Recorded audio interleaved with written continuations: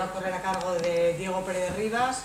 Él es doctor en filosofía y ha tratado temas como la filosofía de Francisco de Vitoria y los derechos humanos o el existencialismo en Abañanos. Y ahora nos va a hablar de deber objetivo y subjetivo de cuidado. Okay. Bueno, antes que nada, brevemente agradecer a Chechu y a Lorenzo por permitirme ocupar este espacio y felicitarlos por su gran esfuerzo en estos últimos años por consolidar este espacio. Bueno, mi ponencia se llama Deber objetivo y subjetivo de cuidado. Apuntes en torno a su posible fundamentación filosófica. Voy a leer el guión y voy a intentar improvisar lo menos posible para reducir el tiempo. La fundamentación de la responsabilidad jurídica es un elemento sustancial del pensamiento filosófico occidental. Su debate comprende distintos planteamientos, encrucijadas y soluciones. A pesar de esto, creo que existen dos aspectos estrechamente vinculados con la configuración histórica del problema. Por un lado, la libertad de la voluntad y por otro, la justicia de los juicios penales. Actualmente, puede considerarse una regla común que el grado de responsabilidad más elevado se encuentra en los actos operados con deliberación y discernimiento. De hecho, la mayoría de los códigos penales contemplan variaciones en las penas, asumiendo la existencia de los grados de responsabilidad. Con esto se establecen diferencias entre los actos movidos por imprudencia o acontecidos accidentalmente respecto a otros operados voluntariamente y con premeditación. El debate sobre la aplicación del deber objetivo y subjetivo de cuidado se desenvuelve en el contexto de la responsabilidad e imputabilidad de los actos. Mientras los defensores del modelo objetivo consideran imprescindible la realización de un juicio normativo para calificar la acción como razonable o prudente en un escenario universal, los defensores del modelo subjetivo insisten en la importancia de valorar otros elementos específicos como pueden ser el rol y el conocimiento de la gente. El objetivo de mi ponencia es presentar tres breves ideas de reflexión en torno a la posible fundamentación filosófica del deber objetivo y subjetivo de cuidado. Para esto expondré algunos planteamientos que desarrollan las ideas de responsabilidad, libertad e imputabilidad. En primer lugar, recordaré cuáles son los rasgos de la tipología aristotélica de los actos, insistiendo en su relación con el grado de responsabilidad de la gente. En esta teoría, el elemento sobresaliente será la libertad de la voluntad. La responsabilidad se considerará limitada cuando se actúa bajo efectos de violencia o ignorancia. Posteriormente, encontraremos el resurgimiento del debate en Holbach y Schopenhauer, filósofos que plantearon la posibilidad de una responsabilidad sin libertad. Influidos por los descubrimientos científicos de la época, plantearon una solución al problema de la imputación en un universo determinado infaliblemente. Su tesis es que la responsabilidad atribuida a una acción responde a sus efectos y no a sus causas. Finalmente, presentaré algunas ideas de Kant en la defensa de la responsabilidad asociada con la libertad. La línea de análisis que propongo pretende poner de manifiesto que la fundamentación del deber objetivo de cuidado está puesta en el reconocimiento universal de la libertad humana, por lo que es exigible su cumplimiento erga omnes. Por su parte, la fundamentación del deber subjetivo de cuidado está colocada en la condición particular de la gente y no es exigible erga omnes. La distinción contempla tres elementos esenciales para determinar el grado de responsabilidad. Esto en el deber subjetivo de cuidado. Es el nivel de conocimiento, la capacidad de previsibilidad y la experiencia particular del sujeto. Primeramente, detallaré en un espacio que le llamo la caja de herramientas qué entiendo por cada una de estas ideas. Por deber objetivo de cuidado, entiendo las expectativas de razonabilidad exigidas a los individuos erga omnes y que no están descritas necesariamente en una norma particular.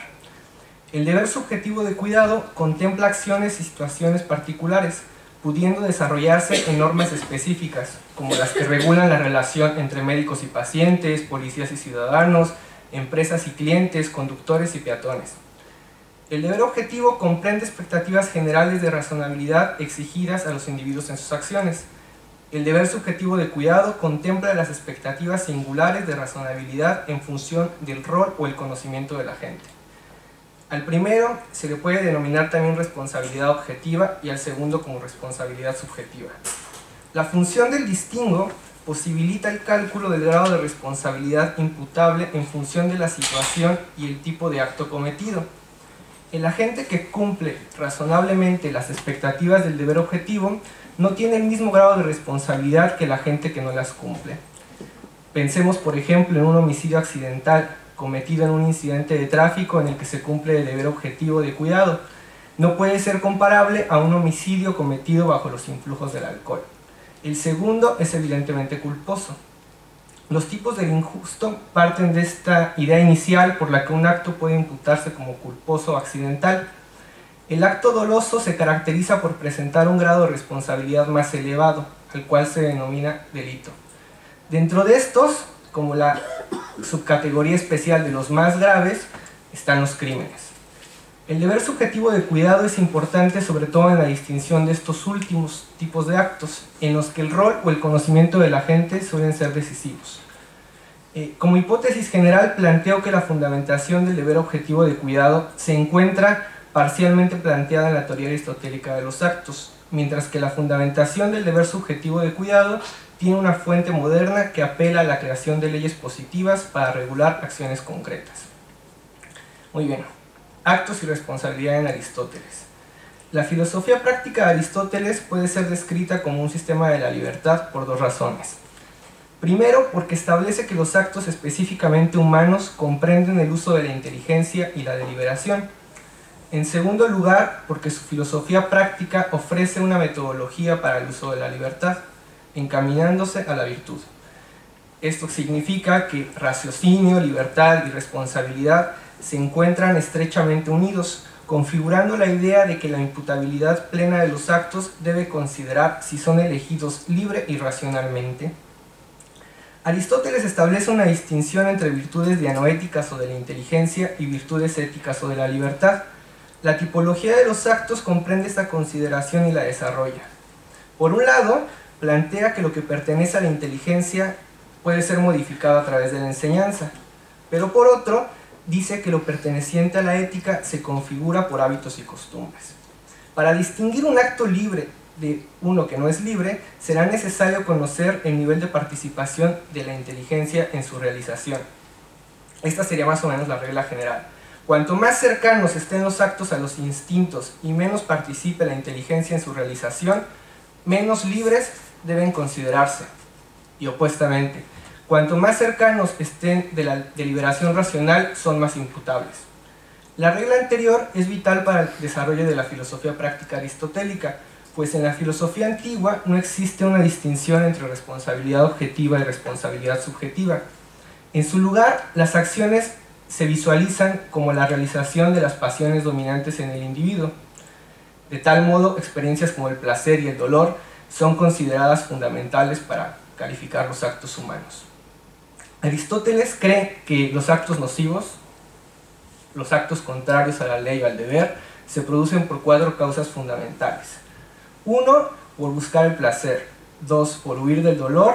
3, por el fracaso ante la ira. Y 4, en el peor de los casos, por la maldad interna de los actos deliberados. Cuando las acciones son movidas por pasiones, no se pueden considerar libres los actos plenamente, a menos que la deliberación sea relevante en su realización.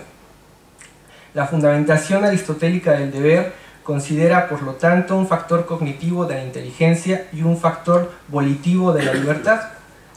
Aristóteles cree que el fundamento de la justicia reside en la voluntad libre que triunfa sobre la ignorancia, la maldad y los placeres. Por lo mismo, piensa que lo justo y lo injusto se definen por el carácter voluntario e involuntario de los actos humanos. Esto significa, a grandes rasgos, que sin voluntad no habría posibilidad de justicia, pues el ser humano estaría dominado por los instintos y las pasiones, siendo entonces incapaz de crear leyes. Para responder a la posible fundamentación del deber objetivo y subjetivo de cuidado, debemos indagar en la tipología de los actos, pues sólo así podemos conocer el grado de responsabilidad e imputabilidad. En el libro 3 de la Ética, Aristóteles desarrolla su tipología de los actos, distinguiendo los 3 siguientes en orden ascendente de responsabilidad. Denomina involuntarias a todas las acciones que se hacen por fuerza o ignorancia y que producen dolor o pesar en el agente. Considera no voluntarias o imprudentes las acciones realizadas con ignorancia e incapacidad ética. Finalmente, dice que son voluntarias las acciones plenamente éticas que se realizan con previa deliberación y con preciso conocimiento de las circunstancias. La cuestión esencial en toda esta serie de ideas es resolver si todos los actos pueden considerarse igualmente imputables. La respuesta aristotélica es contundente. El grado de responsabilidad está en directa proporción con la naturaleza de nuestros actos, de tal modo que en cuanto voluntarios y deliberados, la responsabilidad es mayor, y en tanto que forzados o involuntarios es menor.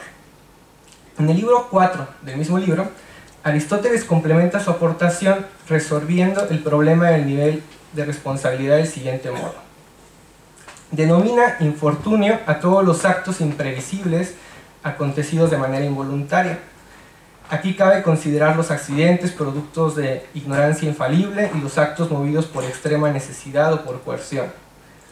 En segundo lugar, considera daño a todo acto equívoco y no voluntario, realizado de modo imprudente o con ignorancia. En este caso, la ignorancia no es infalible. Por el contrario, puede considerarse imputable la acción en función de la violación del deber objetivo de cuidado.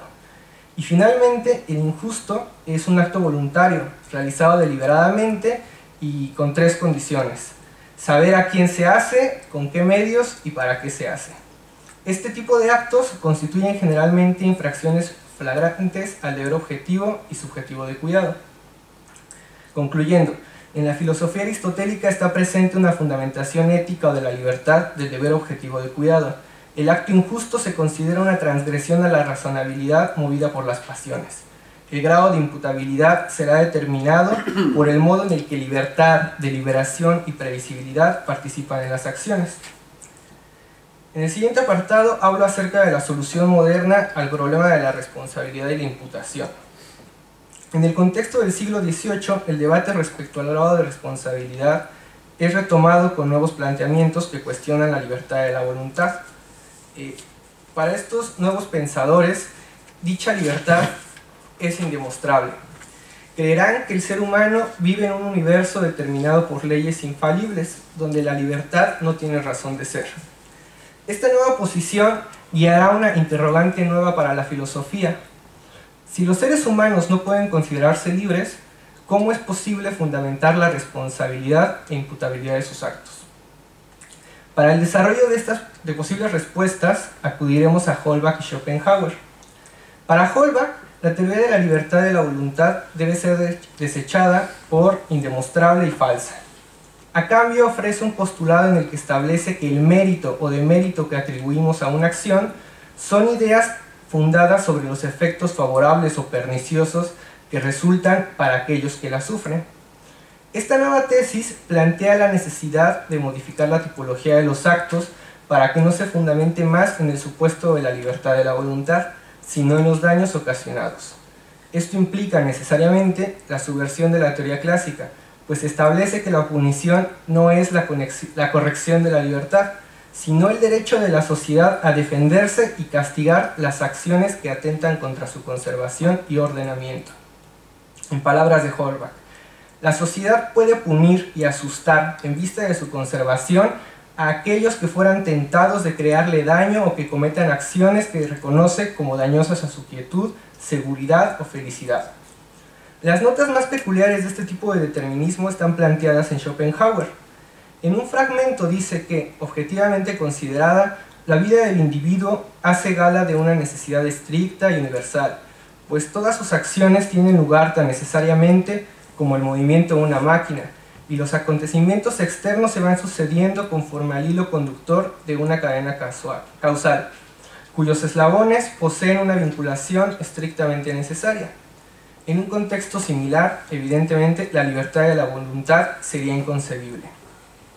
La fundamentación de la imputabilidad recaerá en la idea de que el ser humano es un animal potencialmente dañino para sus semejantes, razón por la que debe ser contenido mediante leyes externas y puniciones.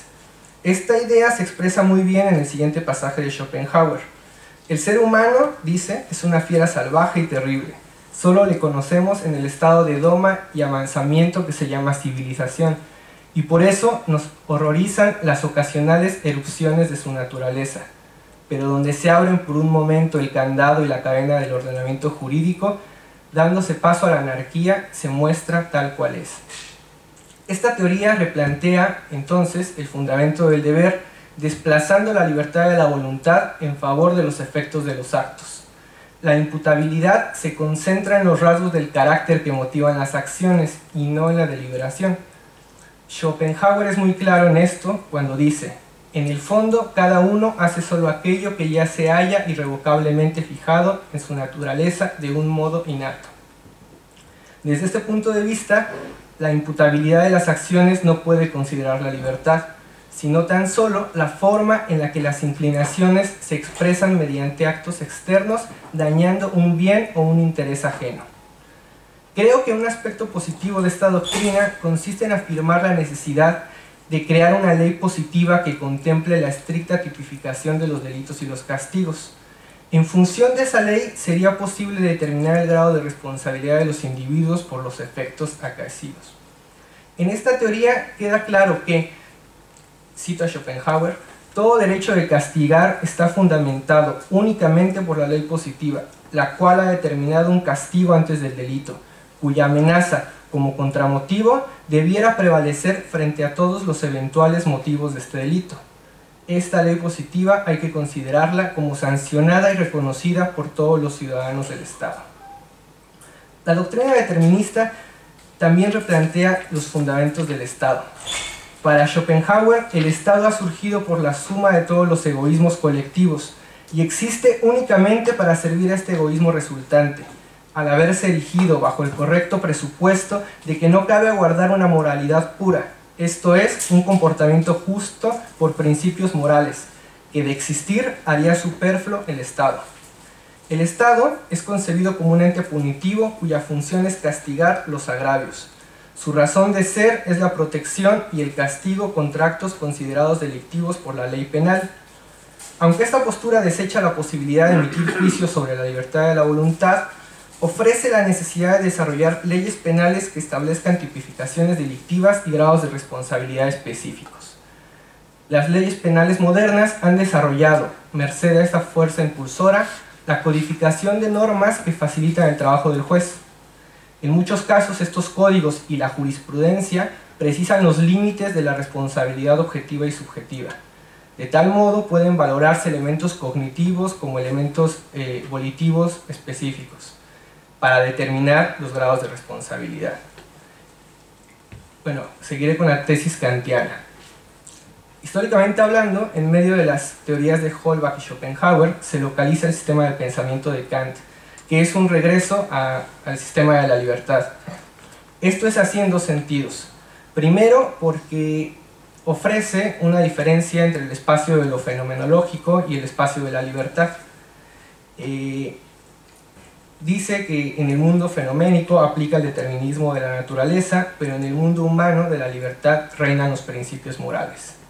En segundo lugar, en su sistema se crea la distinción moderna entre foro interno y externo, por lo que es lo mismo el foro de la ética y el de lo jurídico. En la legalidad, lo importante es la acción en conformidad con la ley. Los deberes de la legislación jurídica se distinguen de los de la legislación moral en el hecho de que los primeros, la legislación jurídica, exige el cumplimiento externo de la norma sin importar cuáles son las motivaciones internas. La fundamentación que Kant ofrece del deber en general está íntimamente asociada con la distinción entre foro interno y externo. Considera que el deber es la acción a la que alguien está obligado, colocando la fuente de la obligación en la acción libre que se conduce bajo un imperativo categórico de la razón. Desde su punto de vista, lo que hace distintos los deberes éticos de los deberes jurídicos es que solamente los últimos son sujetos de coerción. La posible imputación de un acto debe estar precedida de una legislación que obligue al sujeto a conducirse de determinada manera. La transgresión será considerada como todo acto u omisión contrario al deber jurídico. Entre estas transgresiones distinguirá dos: la culpa, que es una transgresión no intencionada pero imputable, y el delito, considerada una transgresión imputable y agravante por ser intencionada. Las leyes externas son consideradas por Kant jurídicas y obligatorias. y se dividen en dos tipos: las leyes naturales, que son obligatorias a priori, y las leyes que son obligatorias por la autoridad del legislador. La fundamentación del deber que ofrece Kant sería incomprensible sin el imperativo categórico. Según este, el individuo debe obrar de modo que su máxima de acción pueda valer como ley universal. Con el uso de tal imperativo, el cumplimiento del deber objetivo de cuidado estaría siempre asegurado. En caso contrario, la acción del individuo puede ser imputable judicialmente si la ley prohíbe la conducta. Para Kant, el efecto jurídico del delito es la pena, y el juicio que la establece siempre debe considerar el grado de imputabilidad de las acciones. La valoración de la imputabilidad dependerá, sin embargo, de criterios subjetivos. Ofrece una regla que dice: cuanto menor es el obstáculo natural o de la sensibilidad, y cuanto mayor es el obstáculo fundado en el deber, tanto más imputable es la infracción como delito.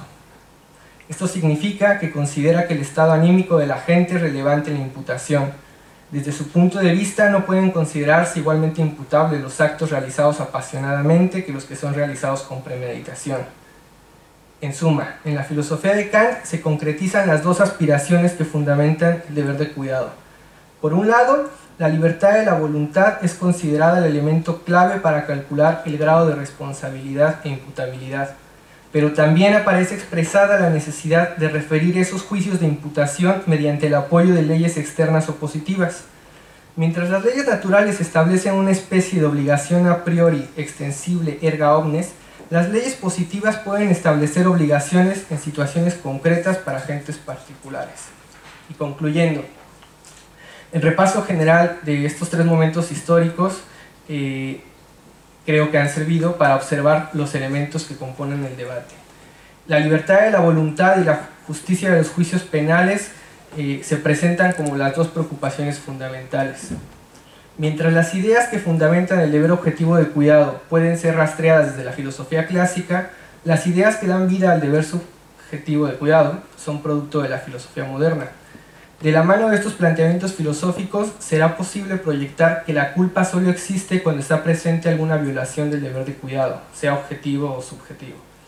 A su vez, en la teoría de la responsabilidad y la imputación tendrán participación elementos volitivos en el deber objetivo, como intelectivos y circunstanciales en el deber subjetivo. En el deber objetivo de cuidado se exige el cumplimiento de expectativas universales de razonabilidad a las que podemos denominar normas prudenciales. El deber subjetivo de cuidado crea la posibilidad de exigir expectativas particulares de razonabilidad a las que podemos denominar como normas de previsibilidad. Los aportes de la filosofía moderna posibilitaron la fundamentación de la responsabilidad subjetiva, en tanto que la culpabilidad no se liga más con la libertad o la abolición, sino con la intelección o capacidad de prever los resultados de las propias acciones. Gracias.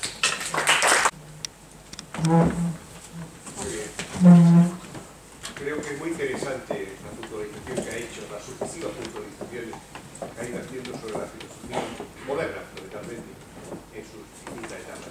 Lo que no me ha quedado claro es que entiende usted por cuidar. ¿Verdad? Por cuidar.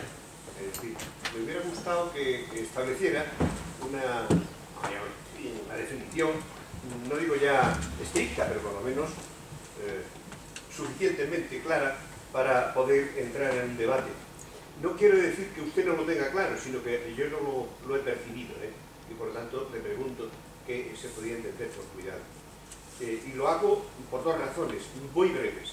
Vamos a suponer que estamos en la filosofía del derecho de Fichte, el cual admite que, a propósito de la pena de muerte, tener cuidado con la gente, que se desmanda un poco, a propósito de la pena de muerte, dice, bueno, el que ha cometido un delito tal, que efectivamente sería objetivo de un castigo crucial, como puede ser la pena de muerte, en realidad no lo hace la sociedad, lo ha hecho él mismo, al ponerse fuera de la sociedad. Es decir, la declaración de pena de muerte, propiamente dicho, es la inculpación que con su propio delito hace el delincuente.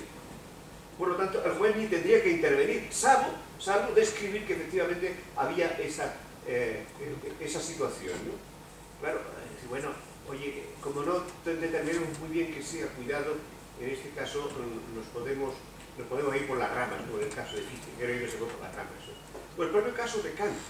Kant cree que efectivamente existe esa distinción entre el deber y lo legal, pero al final se hace la pregunta, ¿pero es que acaso lo legal no es debitorio? ¿Acaso lo legal no tiene un deber? Y se pregunta eso en función del deber universal, el estilo de Victoria, ¿no? Es decir, es que no es un deber que todo el derecho al final y universalmente se cumpla en el mundo. Es la teoría de la filosofía de la historia, que acabar todos los países juntos, unidos, cantando el himno de la alegría, por ejemplo, de Schiller, aunque Schiller es posterior, pero bueno, ahora estoy haciendo metáfora. ¿Qué es cuidado para usted? Muy bien. Escucho todas las preguntas. Sí. Bueno, claro, ese rapidísimo recorrido por la historia de la filosofía, muy interesante. Evidentemente cada uno es perfectamente libre de seleccionar sus autores preferidos, ¿no? Y está muy bien. Pero como sugerencia me permitiría decir que la filosofía del barón d'Holbach no está aislada en absoluto de la de toda su época.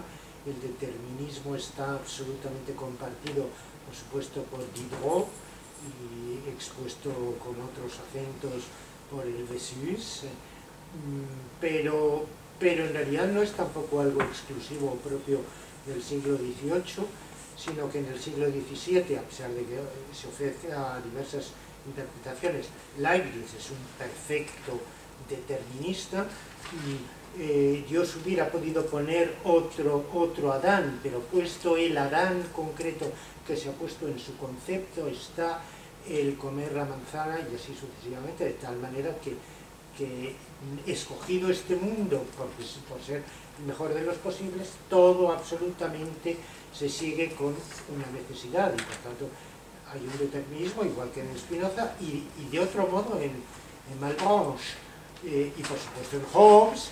O sea, son siglos donde el determinismo ha sido apabullantemente determinante y ha tenido un efecto beneficioso jurídicamente. No hay que olvidar que Beccaria, al elaborar su teoría de los delitos y de las penas y la teoría consecuencialista de la responsabilidad penal, introdujo, no fue el único ni el primero, pero sí el más sonado, un principio de humanización, de tal manera que el determinismo, y todavía hoy, por ejemplo, esa discusión sigue en la doctrina, la dogmática jurídico-penal española, por ejemplo. Hay una diferencia entre deterministas e indeterministas, ¿no? De manera general, los deterministas tienden a una noción de responsabilidad más proclive a la indulgencia y a la benignidad, a salvo de la función preventiva, por supuesto, del castigo, ¿no? Pero el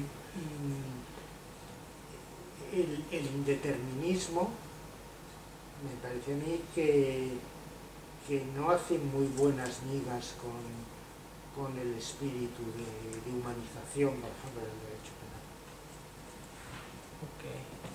Bueno, agradecer antes que nada sus comentarios.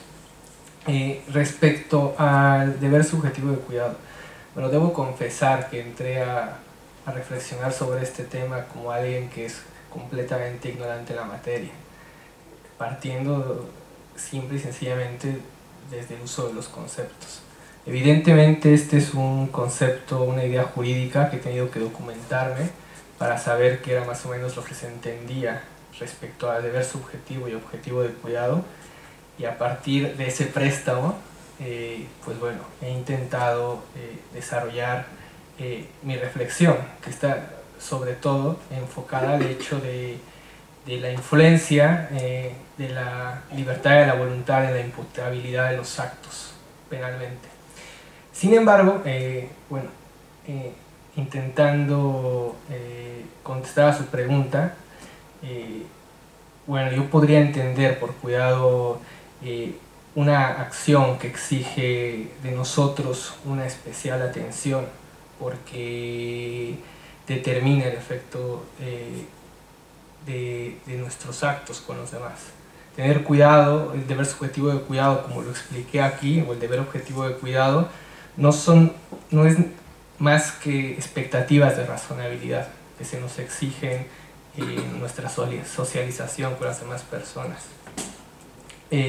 Respecto a lo que me comentas, Lorenzo, bueno, evidentemente tienes mucho más conocimiento que yo en la materia, te lo agradezco.